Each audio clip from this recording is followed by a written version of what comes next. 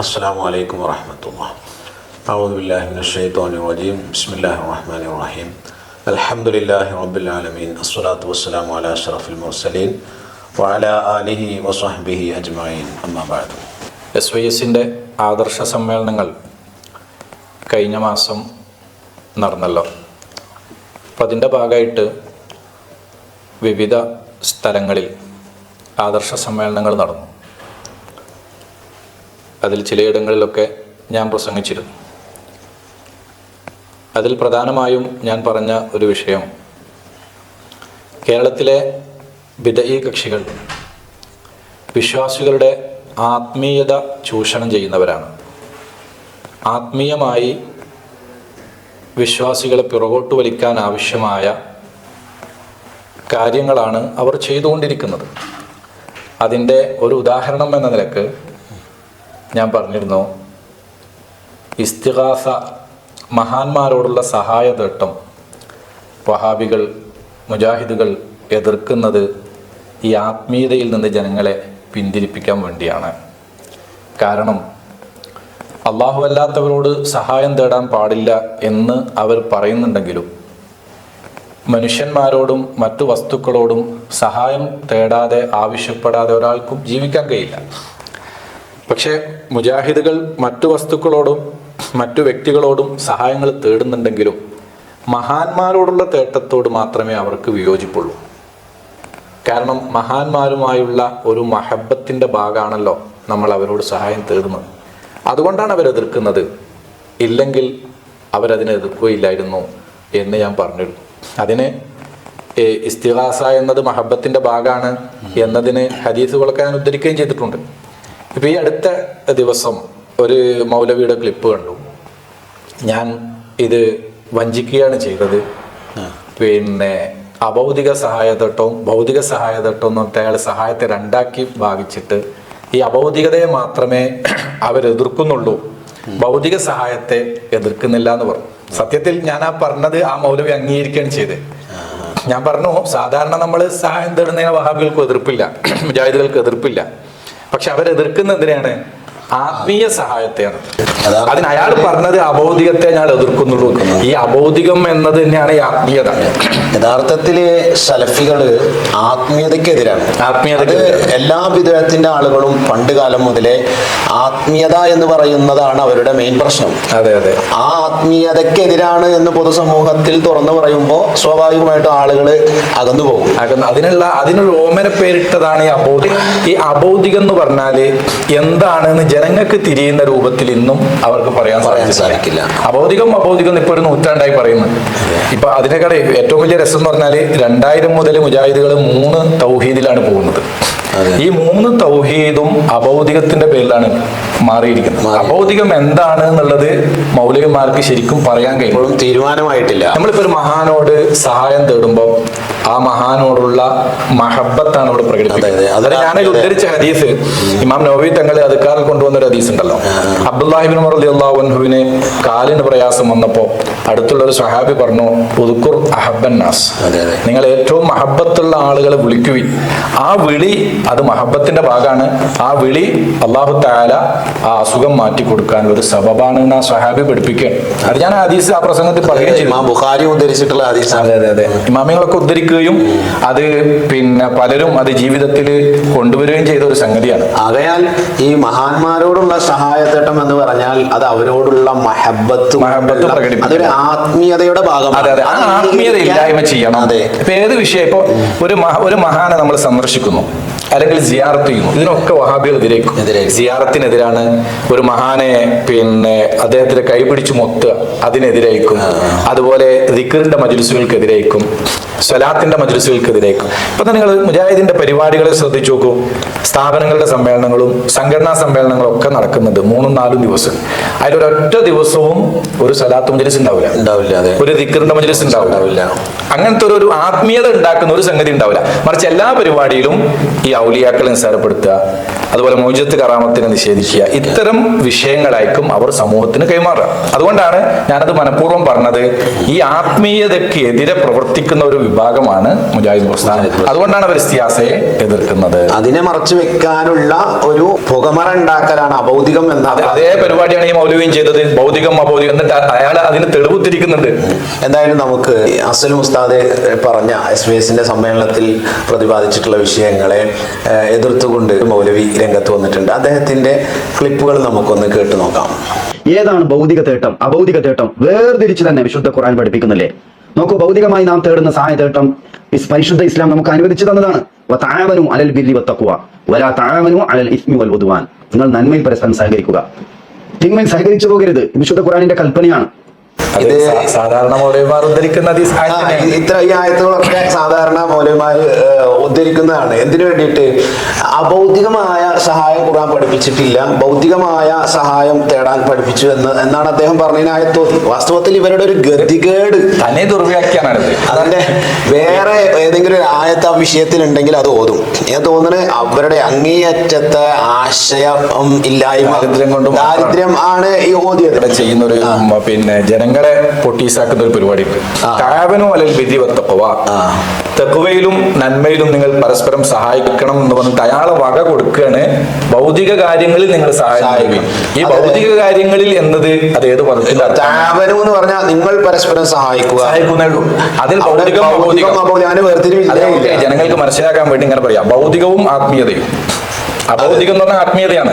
അഭൗതികം എന്ന് പറഞ്ഞാൽ ഏത് വിഷയം വിശദീകരണം കൊണ്ടുവന്നാലും അതിന്റെ അവസാനം എവിടെ എത്തുക? ആത്മീയതയിലേക്ക്. അപ്പൊ ആത്മീയ സഹായവും ഭൗതിക സഹായവും രണ്ടും ഈ ആയത്തിൽ വരുന്നുണ്ട്. കാരണം തആവനു എന്ന് പറഞ്ഞാൽ ഒരിക്കലും ഭൗതിക സഹായങ്ങൾ മാത്രം എന്ന് അതിനർത്ഥമില്ലല്ലോ. അതെ, ഇതേ ഈ ഓതിയ ആയത്ത് സൂറത്തുൽ മാഇദയിലെ 2-ാമത്തെ സൂക്തമാണ്. അതിന്റെ ലാസ്റ്റ് ഭാഗമാണ് അദ്ദേഹം ഓതിയത്. ആ ആയത്ത് തുടങ്ങുന്നത് തന്നെ യാ അയ്യുഹല്ലദീന ആമനു എന്ന് വിളിച്ചുകൊണ്ടാണ്. ഈ യാ അയ്യുഹല്ലദീന ആമനു എന്ന ആ ഒരു സംബോധനയ്ക്ക് പ്രത്യേകതയുണ്ട്. ഇബ്നു കസീർ എടുക്കാം. ഇബ്നു കസീർ എടുത്തു കഴിഞ്ഞാൽ ഇബ്നു കസീർ ഈ ആയത്ത് ഓതിയിട്ട് ഈ ആയത്തിന്റെ തഫ്സീർ പറയുമ്പോൾ പറഞ്ഞൊരു വാക്കുണ്ട്, ഇദാ ഖാല അല്ലാഹു യാ അയ്യുഹല്ലദീന ആമനു ഇഫ്അലു. അല്ലാഹു യാ അയ്യുഹല്ലദീന ആമനു എന്ന് വിളിച്ചിട്ട് നിങ്ങളൊരു കാര്യം ചെയ്യണം എന്ന് പറഞ്ഞു കഴിഞ്ഞാൽ അതിന്റെ അർത്ഥം അവിടെ ആരൊക്കെ പെടും എന്ന് പറഞ്ഞ് വിശദീകരിക്കുക. ഫന്നബിയ്യു സ്വല്ലല്ലാഹു അലൈഹി വസല്ലമ മിൻഹും, അതിൽ ആരും പെടും. അപ്പൊ ഇപ്പോഴും ആയത്ത് നിലനിൽക്കുന്നുണ്ട്. അപ്പൊ നബിതങ്ങള് ഇബ്നു കസീർ തഫ്സീർ എഴുതുമ്പോ നബിതങ്ങൾ വഫാത്തായിട്ടുണ്ട്. അപ്പൊ വഫാത്തായി പോയ നബിതങ്ങളും ഈ ആയത്തിൽ പെടുന്നുണ്ട്. ആ പെടല് വഫാത്തോട് കൂടെ മുറിഞ്ഞു പോകും എന്ന് എവിടുന്ന് കിട്ടി? മാത്രല്ല അപ്പൊ ഈ തഫ്സീർ പ്രകാരം തന്നെ എന്തായി, ഇയാൾ ഉദ്ധരിച്ച ആയത്ത് ഇയാൾക്ക് എതിരായിട്ടാണ് വരുന്നത്. മാത്രല്ല നബി സല്ലല്ലാഹു അലൈഹി വസല്ലം തങ്ങള് അവിടുന്ന് വഫാത്തായി പോയിട്ട് തന്നെ ഉമ്മത്തിന് ഒരുപാട് നന്മകളുണ്ട്. മമാത്തി ഖൈറുൽ ലക്കും എന്ന് അവിടുന്ന് പ്രസ്താവിച്ചതാണല്ലോ. അപ്പൊ ഉദാഹരണത്തിന് നമ്മൾ സ്വലാത്ത് ചൊല്ലുമ്പോ അല്ലെങ്കിൽ നബി തങ്ങളെ വിളിച്ച് അസ്സലാമു അലൈക അയ്യുഹൻ നബി എന്ന് പറയുമ്പോൾ അവിടുന്ന് ഇങ്ങോട്ട് സലാം മടക്കും. അത് അവിടെ നമുക്ക് പഠിപ്പിച്ചതാണ്. അപ്പൊ അവിടെ നിന്ന് ഇങ്ങോട്ട് സലാം മടക്കുക എന്നുള്ളത് നമ്മോട് ചെയ്യുന്നൊരു നന്മയാണ്. അതും ഈ തആവനു അലൽ ബിർരി എന്നുള്ളതിൽ പെടുന്നതാണ് ഇപ്പൊ ഇബ്നു കസീറിന്റെ ഈ തഫ്സീറിൽ നിന്ന് കിട്ടുക. ഇനി നസഫി പറഞ്ഞു കണ്ടില്ലേ, നസഫി പറഞ്ഞത് യജൂസു, ഈ ആയത്തിന്റെ തഫ്സീറിൽ പറയാ യജൂസു അയ്യുറാദൽ ഉമൂമു ലികുല്ലി ബിർരിൻ വതഖ്വ. ഏത്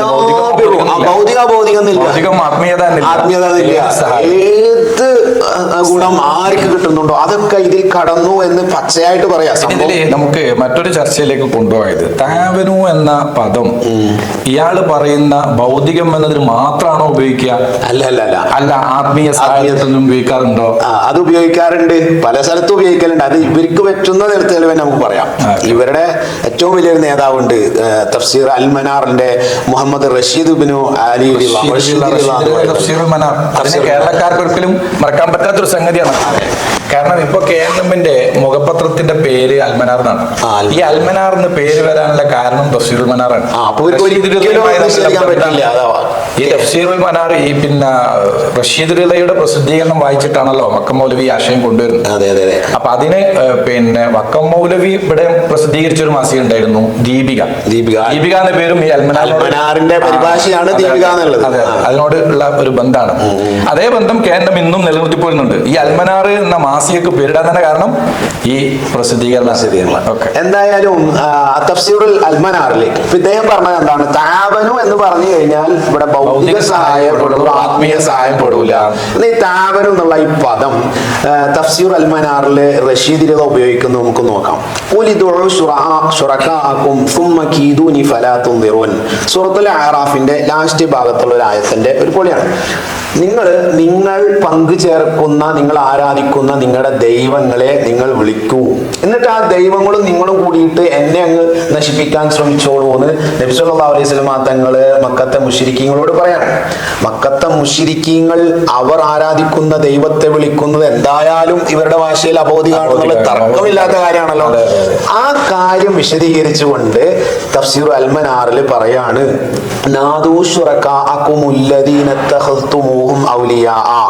നിങ്ങൾ അള്ളാഹുവിനോട് പങ്കു ചേർത്തിട്ടുള്ള നിങ്ങളുടെ ദൈവങ്ങൾ, ആ ദൈവങ്ങളെ നിങ്ങൾ നിങ്ങളുടെ സഹായികളാക്കി വെച്ചിട്ടുണ്ടെങ്കിൽ അവരെ നിങ്ങൾ വിളിക്കുക. ആ ദൈവങ്ങൾ നിങ്ങളെ അള്ളാഹുവിന്റെ അടുക്കൽ നിന്ന് നിങ്ങളെ രക്ഷപ്പെടുത്തുന്ന ശുപാർശകരാണ് എന്ന് നിങ്ങൾ വാദിക്കുന്നുണ്ടെങ്കിൽ നിങ്ങൾ അവരെ വിളിക്കൂ. എന്നിട്ട് സുമ്മതആവനു, നിങ്ങളും ആ ദൈവങ്ങളും കൂടിയിട്ട് പരസ്പരം ഒന്നിച്ച് സഹായിച്ച് എന്ത് ചെയ്തോ എന്നെ നശിപ്പിക്കാൻ വേണ്ടി ശ്രമിക്കുക. അപ്പൊ ഇവിടെ താവനു എന്നുള്ള പദം ഉപയോഗിച്ചത് ആരോടാണ്? ഈ മുശ്രിക്കീങ്ങളും അവരാരാധിക്കുന്ന അവരുടെ ദൈവങ്ങളും. അപ്പൊ അവരാരാധിക്കുന്ന അവരുടെ ദൈവങ്ങൾ എന്ന് പറയുന്നത് എന്തായാലും അബൗദികമാണല്ലോ. പ്രേക്ഷകരോട് ഇടയ്ക്കൊരു കാര്യം പറയാണ്, ഇത് ഈ മൗലവി ഈ ആയത്ത് ഓതിയത് കൊണ്ടാണ് നമ്മൾ ഈ വിഷയം വിശദീകരിക്കുന്നത്. നമ്മൾക്ക് ആത്മീയമായിട്ട് മഹാന്മാരെ സഹായിക്കും എന്നതിന് ഒരുപാട് ആയത്തുകളും ഹദീസുകളും ഈ ആയത്ത് നമുക്ക് എതിരല്ലാന്ന് പറഞ്ഞു.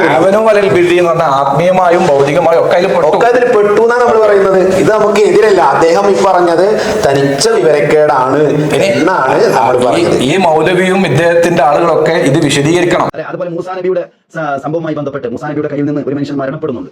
അവിടെ ഖുർആൻ എന്താണ് പ്രയോഗിച്ചത്? അതായത് മൂസാ നബിയുടെ സഹായം തേടിയ ആ ഒരു സംഭവത്തെ സൂചിപ്പിക്കുകയാണ്. അവിടെ ഇസ്തിഗാസയാണ് പ്രയോഗിച്ചത്. ഇത് ഭൗതികമായ ഇസ്തിഗാസയാണ്. ഇത് ആരെങ്കിലും ശിർക്കാണെന്ന് പറഞ്ഞു. അപ്പൊ ഇവിടെ രസം എന്താന്ന് വെച്ച് കഴിഞ്ഞാല് ഈ മൂസാ നബീനെ ഇവര് തൊട്ടു. മൂസാ നബിയോട് ഭൗതികമായൊരു സഹായം മൂസാ നബിയുടെ സമൂഹത്തിൽപ്പെട്ട ഒരാൾ ചോദിച്ചിട്ടുണ്ട് എന്നാണ് അദ്ദേഹം പറഞ്ഞു വെച്ചത്. അതിൽ നമുക്ക് കേട്ടാ വിചാരിക്കും മൂസാ നബി അലൈഹി ഇസ്ലാമിനോട് ഭൗതിക സഹായം മാത്രമേ തേടിയിട്ടുള്ളൂ, മറ്റൊന്നും ആരും തേടിയിട്ടില്ല എന്നാണ്. എന്നാൽ മൂസാ നബിയോട് അഭൗതികമായ സഹായം തേടിയത് ഇതേ പരിശുദ്ധ ഖുർആനിൽ തന്നെ ഇല്ലേ? സൂറത്തുൽ അഅറാഫിലെ 160-ാമത്തെ സൂക്തം വളരെ വ്യക്തമായി പറയാണ്, വൗഹൈനാ ഇലാ മൂസാ ഇദിസ്തസ്ഖാഹു ഖൗമുഹു. മൂസാ നബിയുടെ ജനത മൂസാ നബിയോട് വെള്ളം ചോദിച്ച സന്ദർഭം. അതൊരിക്കലും ഭൗതിക സഹായമല്ല. ഭൗതിക സഹായമല്ല അവർ പ്രതീക്ഷിച്ചത് ഉറപ്പാണ്. അതാണ് മൂസാ നബിയോട് അവര് വെള്ളത്തെ ചോദിച്ചത് എന്തുകൊണ്ടായിരിക്കും? മൂസാ നബി എന്റെ വാട്ടർ ടാങ്കിന്റെ അതോറിറ്റിയായിൽപ്പെട്ട ആളാണോ? അല്ലല്ലോ. പിന്നെ അവരുടെ മനസ്സിൽ അവർ ചോദിക്കുന്ന സമയത്ത് ഒരു പ്രതീക്ഷ ഉണ്ടാവുമല്ലോ, മോചിതത്ത് മുഖേന. അതെ, മൂസാ നബി ഒരു സാധാരണ ആളല്ല, നമ്മളെ പോലെ. അല്ലെങ്കിൽ മൂസാ നബി ഇസ്ലാം അസാധാരണ മനുഷ്യനാണ്. അപ്പൊ അസാധാരണ മാർഗത്തിലൂടെയുള്ള സഹായം പ്രതീക്ഷിച്ചുകൊണ്ട്, അതാണ് ആത്മീയമായ സഹായം പ്രതീക്ഷിച്ചുകൊണ്ടാണ് അവര് ഈ കാര്യം ചോദിച്ചത് തന്നെ. ബദറിൽ നബിയും സഹാബത്തും അള്ളാഹിനോട് തേടിയ ഇസ്തിഗാസ, സഹായാർത്ഥന, അത് അള്ളാഹിനോട് മാത്രമേ പാടുള്ളൂ. അത് ഒരു ജാറത്തിങ്കൽ പോയി തേടാനും പാടില്ല. അതിനുവേണ്ടിയല്ലേ നിങ്ങൾ ഉരുണ്ട് മറിയുന്നത്? ജാറത്തിങ്കൽ ആളെ എത്തിക്കാൻ ബദരീങ്ങളോടും മൊയ്തീൻ ഷേഖിനോടും അമ്രന്തങ്ങളോടും സി എം അടൂരിനോടും വിളിച്ച് പ്രാർത്ഥിക്കാൻ വേണ്ടിയല്ലേ മുസ്ലിയാരെ നിങ്ങൾ കളിക്കുന്നത്, ഉരുണ്ട് മറിയുന്നത്? അത് പാടില്ല, അത് ശിർക്കാകുന്നു. ആ തേട്ടം അള്ളാഹിനോട് മാത്രമേ പാടുള്ളൂ. അതാണ് ഇവിടെ പറഞ്ഞത്, ഇത് തസ്തഗീസൂന റബ്ബക്കും ഫസ്തജാബ ലക്കും. അവര് അള്ളാഹിനോട് സഹായം തേടിയ ഇസ്തിഹാസ നടത്തിയ സന്ദർഭം അള്ളാഹു ഉത്തരം നൽകി. ഇത് അള്ളാഹു അല്ലാത്തവരോട് പാടില്ല. ഇവര് ഭൗതികം അഭൗതികം, അല്ലെങ്കിൽ ഭൗതികവും ആത്മീയതയും, ആത്മീയ സഹായം അള്ളാഹുവോട് മാത്രം, ഭൗതിക സഹായം സൃഷ്ടികളോട് എന്നതിനൊരു തെളിവ് വ്യക്തമായി ഖുർആനിലോ ഹദീസിലോ എവിടെയില്ല. പിന്നെ ഇവരുണ്ടാക്കുകയാണ്, സങ്കല്പിച്ചുണ്ടാക്കുകയാണ്. അങ്ങനെയാണെങ്കിൽ ഹദീസിൽ ഉണ്ട്, നബി സല്ലല്ലാഹു അലൈഹി വസല്ലം തങ്ങൾ പറയുന്ന ഖുദ്സിയായ ഹദീസ്, മുസ്ലിമിലെ ഹദീസാണെന്ന് തോന്നുന്നു അല്ലേ? ആ ഹദീസിൽ വ്യക്തമായി അതിന്റെ യാ ഇബാദി കുല്ലുക്കും ജാഇഉൻ ഇല്ലാ മൻ അത്അംതുഹു. ഓ എന്റെ അടിമകളെ, നിങ്ങൾ എല്ലാവരും വിശക്കുന്നവരാണ്, ഞാൻ ഭക്ഷണം കൊടുത്തവരൊഴികെ. എന്നിട്ട് അല്ലാഹു തആല പറയാണ്, നിങ്ങൾ എന്ത് ചെയ്യുക, ഫസ്തത്വഇമൂനി, എന്നോടാണ് നിങ്ങൾ ഭക്ഷണത്തെ തേടേണ്ടത്. ഈ ഹദീസ് വെച്ചുകൊണ്ട് ഇപ്പൊ ഒരാൾക്ക് ശരിക്കും വാദിക്കാം, നിങ്ങൾ ഹോട്ടലിൽ പോകുന്നത് ശിർക്ക്, നിങ്ങൾ വീട്ടിൽ നിന്ന് ഉമ്മയോട് ഭക്ഷണം ചോദിക്കൽ ശിർക്കാണ്. കാരണം നബി സല്ലല്ലാഹു അലൈഹി വസല്ലം തങ്ങള് ഖുദ്സിയായ ഹദീസിലൂടെ പഠിപ്പിച്ചിട്ടുണ്ട്, അല്ലാഹു തആല പറയാണ്, നിങ്ങൾക്ക് ഭക്ഷണം നൽകുന്നത് ഞാനാണ്, എന്നോട് നിങ്ങൾ ഭക്ഷണത്തെ തേടുക. ആളെ വ്യക്തമായിട്ട് പറഞ്ഞു. മാത്രല്ല യാ ഇബാദി കുല്ലുക്കും ആർ, ഓ അടിമകളെ നിങ്ങൾ മുഴുവൻ നഗ്നരാണ്, ഇല്ലാ മൻ കസൗതുഹു, ഞാൻ വസ്ത്രം ധരിപ്പിച്ച് കൊടുത്ത് നൽകിയവരൊഴികെ. അതുകൊണ്ട് ഫസ്തക്സൂനി, നിങ്ങൾ എന്നോട് വസ്ത്രം തേടും. അപ്പോ ഒരു പുതിയ ടീം ഇപ്പൊ ആർക്ക് വന്നാലും ആളെ കിട്ടുമല്ലോ. ഒരു ടീമിന് പറയാം ഹോട്ടലിൽ പോകുന്നത്, ഭക്ഷണം ചോദിക്കുന്നത് ശിർക്കാണ്. അതുപോലെ തന്നെ വസ്ത്രം തുണിക്കടയിൽ പോയിട്ട് പിന്നെ വസ്ത്രം ചോദിക്കുന്നത് ശിർക്കാണ്. കാരണം അല്ലാഹു തആല പറഞ്ഞിട്ടുണ്ട്, ഞാനാണ് ഭക്ഷണം നൽകുന്നത്, എന്നോട് ചോദിക്കണം. ഞാനാണ് വസ്ത്രം നൽകുന്നത്, എന്നോട് ചോദിക്കണം വ്യക്തമായിട്ട് പറഞ്ഞു. അപ്പൊ അള്ളാഹുവിനോട് ചോദിക്കേണ്ട സംഗതി ആരോട് ചോദിക്കുന്നു? മനുഷ്യനോട് ചോദിക്കുന്നു എന്നല്ലേ വരിക. ഫൽസഫയിൽ പല സ്ഥലങ്ങളിൽ ഉമർ മൗലവി പറഞ്ഞ ഒരു വിവരക്കേടാണത്. എന്ന് പറഞ്ഞാല് ഉമർ മൗലവി 2 ചാർട്ട് ഉണ്ടാക്കും, 2 കള്ളി ഉണ്ടാക്കും. എന്നിട്ട് പിന്നെ മുഹീദ്ദീൻ ശൈഖെ രക്ഷിക്കണേ, അള്ളാഹുവെ രക്ഷിക്കണേ. എന്നിട്ട് ഇയാൾ പറയാനുണ്ടോ അള്ളാഹിനോട് തുല്യമാക്കി, അള്ളാഹിനോട് തുല്യമോ? മുമ്പ് സക്കരിയ സലാഹി ഒരു പ്രസംഗത്തിൽ പറഞ്ഞല്ലോ, പള്ളിയുടെ മേറാബിൽ നമ്മൾ അള്ളാഹു എന്ന് എഴുതും, നേരെ മുഹമ്മദ് എന്ന് എഴുതും. അത് പാടില്ലാന്ന് തോന്നിക്കല്ലോ. കാരണം അള്ളാഹിനോട് ഈ അള്ളാഹിനോട് തുല്യാക്കുക എന്ന് പറഞ്ഞാല് ഒരേ ലെവലിൽ എഴുതുക, അപ്പൊ ശിർക്ക് വരിക എന്നുള്ള എന്ന് പറഞ്ഞാല് ഈ ആത്മീയതയെ എതിർക്കാൻ വേണ്ടി, ജനങ്ങളെ വഞ്ചിക്കാൻ, ജനങ്ങളെ പറ്റിക്കാൻ വേണ്ടി എന്തും പറയാനുള്ള ഒരു സമീപനം. നമുക്ക് അടുത്ത ഭാഗം ഒന്ന് കേട്ടോക്കാം. ഭൗതികമായി ഒരു മനുഷ്യൻ അല്ലാഹു സുബ്ഹാനഹു വ തആല കാണാനും കേൾക്കാനുമുള്ള കഴിവ് കൊടുത്തിട്ടുണ്ട്. അത് ഭൗതികമാണ്. അത് മരണത്തോടെ അവസാനിച്ചു. പിന്നെ മരണത്തിന് ശേഷവും കാണുന്നുണ്ട്, കേൾക്കുന്നുണ്ട് എന്ന് വിശ്വസിച്ചാലോ അത് ശിർക്കാകും. കാരണം എന്തേ? അത് കാരണ ബന്ധങ്ങൾക്ക് അതീതമായി, കാരണങ്ങൾ ഇല്ലാതെ തന്നെ കാണാനും കേൾക്കാനും ആ മരിച്ച ആളുകൾക്ക് കഴിയും എന്ന് വിശ്വസിക്കലായി. അത് അള്ളാഹുവിന്റെ സിഫത്ത് ആ മരിച്ച ആളുകൾക്ക് നിങ്ങൾ ഇട്ടുകൊടുക്കലായി. സമീ ബസീർ എന്ന 2 സിഫത്ത് നമുക്കറിയാം. എല്ലാം കാണുന്നവൻ, എല്ലാം കേൾക്കുന്നവൻ. സബബിന് അതീതമായി കാണാനും കേൾക്കാനും അത് അള്ളാഹ്ക്ക് മാത്രമേ കഴിയുള്ളൂ. അതുകൊണ്ടാണ് സമീ ബസീർ. വഫാത്തിന് ശേഷം ഒരാൾ കാണുന്നു കേൾക്കുന്നു എന്ന് പറഞ്ഞാല് അത് ഇലാഹാക്കലാണെങ്കിൽ നബി സല്ലല്ലാഹു അലൈഹി വസല്ലം തങ്ങളെ ഇലാഹാക്കി എന്ന് പറയേണ്ടി വരും. അതിന് പല ചരിത്രങ്ങൾ ഒരുപാടുണ്ട്, ഞാൻ സൂചിപ്പിച്ചു പോവാണ്. ഇവര് തന്നെ അംഗീകരിക്കുകയും എഴുതുകയും ചെയ്ത ചില ചരിത്രങ്ങൾ ഞാൻ ഓർമ്മപ്പെടുത്താം. ഒന്ന്, മഹാനായ ഉസ്മാൻ റളിയല്ലാഹു അൻഹുവിനെ അവസാന ഘട്ടത്തില് നബി സല്ലല്ലാഹു അലൈഹി വസല്ലം തങ്ങൾ നോമ്പ് തുറക്കാൻ വേണ്ടി വെള്ളം കൊണ്ട് കൊടുത്തു എന്ന സംഭവം അൽവിദായിലുണ്ട്. അത് ഷബാബില് പി മുഹമ്മദ് കുട്ടശ്ശേരി അതെടുത്ത് ഉദ്ധരിക്കുകയും ചെയ്തിട്ടുണ്ട്. അതുപോലെ മദീനയും മസ്ജിദുൻ നബവിയും എന്ന പേരിൽ കേരളം ഉദ്ധരിച്ചൊരു പുസ്തകമുണ്ട്. ആ പുസ്തകത്തില് നബി സല്ലല്ലാഹു അലൈഹി വസല്ലം തങ്ങൾ വഫാത്തായി 547 വർഷം കഴിഞ്ഞതിന് ശേഷം നബി സല്ലല്ലാഹു അലൈഹി വസല്ലമയുടെ ഭൗതിക ജഡം മോഷ്ടിക്കാൻ വേണ്ടി ഒരു ടീം വന്നു മദീനത്ത്. അപ്പൊ നബി സല്ലല്ലാഹു അലൈഹി വസല്ലം തങ്ങൾ അന്നത്തെ അവിടുത്തെ രാജാവ് നൂറുദ്ദീൻ ഷഹീദ് മഹ്മൂദ് ജംഗി എന്ന് പറയുന്ന ആൾക്ക് സന്ദേശം കൈമാറി, ഇന്ന ആള് വരുന്നുണ്ട്, എന്റെ ചുറ്റുഭാഗത്തും ചില പണികളൊക്കെ എടുക്കുന്നുണ്ട്, നിങ്ങൾ അവിടെ പോയിട്ട് എന്താക്കണം, അത് കാര്യങ്ങൾ ശ്രദ്ധിക്കണം. എന്നിട്ട് ആ സംഭവം നടന്നതും അതിനുശേഷം അവിടെ ഈയം ഉരുക്കി ഒഴിച്ച സംഭവം, ആ ചരിത്രം മദീനയും മസ്ജിദുൻ നബവിയും എന്ന പുസ്തകത്തിന്റെ 63 പുസ്തകമാണ്, 66 കേന്ദ്രം ഇറക്കിയ പുസ്തകമാണ്. അബ്ദുൽ ഹഖ് സുല്ലമി എന്ന് പറഞ്ഞിട്ട് അവരുടെ ഒരു വലിയ പണ്ഡിതനുണ്ട്. അയാൾ ഇത് എഴുതിയത് മരണപ്പെട്ടു പോയ ഒരാൾക്ക് കഫം തുണി കൊടുത്തയച്ചൊരു സംഭവം ഇബ്നു അബ്ദുൽ വഹാബ് പിന്നെ അദ്ദേഹത്തിന് കിതാബിൽ ഒരുപാട് സംഭവമാണ്. ഇവര് തന്നെ സമ്മതിക്കുന്നതാണ്. പക്ഷെ നമ്മളെ എതിർക്കാൻ വേണ്ടി പറയുമ്പോൾ അതൊക്കെ മറന്നുകൊണ്ട് അവര് പറഞ്ഞതാണ്. നമുക്ക് ഇതിന്റെ ആധികാരികതയിലേക്ക് ഒന്ന് കടന്നു നോക്കാം. എന്താണ് ഖുർആനിലും അതുപോലെ ഹദീസുകളിലും ഒക്കെ എന്താണ് ഇതിനെ കുറിച്ചുള്ളത് നോക്കാം. അതില് ഒന്ന് സൂറത്തു തൗബയിലെ 105-ാമത്തെ വചനം അള്ളാഹു പറയുന്നുണ്ട്, വഖുൽ യഅമലു ഫസയറല്ലാഹു അമലക്കും വറസൂലുഹു വൽ മുഅ്മിനൂന. നിങ്ങൾ ചെയ്തോളൂ, നിങ്ങൾ എന്ത് വേണമെങ്കിലും പ്രവർത്തിച്ചോളൂ, പക്ഷേ അള്ളാഹു നിങ്ങളുടെ പ്രവർത്തനം കാണുന്നുണ്ട്, അവൻ്റെ തിരുദൂതരും കാണുന്നുണ്ട്, വിശ്വാസികളും കാണുന്നുണ്ട്. ഈ ആയത്തിൻ്റെ തഫ്സീർ ഇബ്നു കസീറിലെ ഇതിന് തഫ്സീർ പറയുമ്പോൾ പറയാ, വഖദ് വറദ അന്ന അഅമാലൽ അഹ്യാഇ തുഅറദു അലൽ അംവാതി മിനൽ അഖ്രിബാഇ വൽ അശാഇരി ഫിൽ ബർസഖി. ജീവിച്ചിരിക്കുന്നവരുടെ പ്രവർത്തനങ്ങൾ മരിച്ചുപോയ കുടുംബക്കാരും മറ്റൊക്കെ എന്ത് ചെയ്യുന്നുണ്ട്, അവർ അവരുടെ ബർസഹിയായ ലോകത്ത് വെച്ച് തന്നെ അവർക്ക് വെളിവാക്കപ്പെടുന്നുണ്ട്. ഇത് നബി സല്ലല്ലാഹു അലൈഹി വസല്ലം തങ്ങൾ പറഞ്ഞ ഹദീസാണ്. എന്നിട്ട് തുടർന്ന് വിശദീകരിക്കുന്നുണ്ട്. നബി തങ്ങൾ ഇത് പറഞ്ഞതാണ്, ഇന്ന അഅമാലക്കും തുഅറദു അലാ ഖരിബായിക്കും വശായിരിക്കും ഫീ ഖുബൂരിഹിം. നിങ്ങളുടെ കുടുംബക്കാരുടെ ഖബറുകളിൽ അവരുടെ അമലുകൾ വെളിവാക്കപ്പെടുന്നുണ്ട്. ഫൈൻ കാന ഖൈറൻ ഇസ്തബ്ശറൂ ബിഹി, നിങ്ങൾ ചെയ്യുന്ന പ്രവൃത്തി നല്ലതാണെങ്കിൽ അവരെന്താണ്, അത് സാധാരണക്കാരെ കുറിച്ചാണ് പറയുന്നത്, മഹാന്മാരെ കുറിച്ചല്ല. സാധാരണക്കാർ പോലും എന്ത് ചെയ്യുന്നുണ്ട്, അവരുടെ ഖബറിൽ ഇരുന്ന് അവർ കാണുന്നുണ്ട്. ഇത് വിശുദ്ധ ഖുർആനിലെ ആയത്താണ്. പക്ഷേ ആ ആയത്ത് ഇബ്നു കസീറാണ്, ശിഷ്യനാണ്. ഇവർക്ക് ഒരിക്കലും തള്ളാൻ പറ്റാത്ത ആളാണ്. ഇനി നോക്ക് പരിശുദ്ധ ഖുർആനിലെ മറ്റൊരായത്ത്. കുറെ ഉണ്ട് കേട്ടോ, നമുക്ക് 1-2 സാമ്പിളിൽ പറയാമെന്ന് മാത്രം. സൂറത്തുൽ അഅറാഫിലെ 78-79 വചനങ്ങൾ. അതിന് ബഹുമാനപ്പെട്ട സ്വാലിഹ് നബിയുടെ ജനത അവരുടെ ധിക്കാരം കൊണ്ട് അഹങ്കാരം കൊണ്ട് അവരെ അള്ളാഹു പിടികൂടി ശിക്ഷിച്ച് അവരതാ മുട്ടുകുത്തി അവരിങ്ങനെ മരിച്ച് കിടക്കുകയാണ്, അറ്റുകൊണ്ട് കിടക്കുന്ന ടീം. ഫതവല്ലാൻഹും, ബഹുമാനപ്പെട്ട സ്വാലിഹ് നബി അവരിൽ നിന്ന് അവരെ തിരിഞ്ഞുകൊള്ളെ വഖാല യാ ഖൗമി, പറയാണ്, ഓ എന്റെ ജനതേ, ലഖദ് അബ്ലഗ്തുകും റിസാലത റബ്ബി വനസഹ്തു ലക്കും വലാകിൻ ലാ തുഹിബ്ബൂന നാസിഹിൻ, ഞാൻ നിങ്ങൾക്ക് പടച്ച റബ്ബിന്റെ റിസാലത്ത് പ്രബോധനം നിങ്ങൾക്ക് കൃത്യമായി എത്തിച്ചു തന്നിട്ടുണ്ട്. അതുപോലെ നിങ്ങളോട് ഞാൻ ഗുണകാംക്ഷ കാണിച്ചിട്ടുണ്ട്, പക്ഷേ ഗുണകാംക്ഷികളെ നിങ്ങൾ ഇഷ്ടപ്പെടുന്നില്ല, അത് നിങ്ങളുടെ പ്രശ്നമല്ലേ എന്ന് അവിടെ ജീവനറ്റുപോയ തൻ്റെ സമൂഹത്തെ വിളിച്ചുകൊണ്ട് ബഹുമാനപ്പെട്ട സ്വാലിഹ് നബി സംസാരിക്കുകയാണ്. വിശുദ്ധ ഖുർആനാണിത്. ഇതിന്റെ റാസി നോക്കാം. ഇതിന്റെ റാസി പറയുന്നു, അന്ന സ്വാലിഹൻ അലൈഹി സലാം ഖാതബഹും ബഅദ കൗനിഹിം ജാസിമീൻ. ബഹുമാനപ്പെട്ട സ്വാലിഹ് നബി തൻ്റെ സമൂഹം അവര് ജീവനറ്റതിന് ശേഷം അവരോട് സംബോധന ചെയ്തു. ഏതുപോലെ കമാം അന്ന നബിയന അലൈഹി സ്വലാത്തു വസ്സലാം ഖാതബ ഖത്ല ബദ്റ. ഇതുപോലത്തെ ഒരുപാട് സംഭവങ്ങൾ കിതാബ് റൂഹില് ഇബ്നു ഖയ്യിം കൊണ്ടുവരുന്നു. അദ്ദേഹം പറയുന്നുണ്ട്, നമ്മള് ഒരു ഖബർ സന്ദർശിച്ച് സലാം പറയുന്നു, അതുപോലെ അത്തരം വിഷയങ്ങൾ അവൻ അറിയുന്നില്ലെങ്കിൽ ശരിക്ക് സാഹിർ എന്ന് പറയാൻ പറ്റൂല.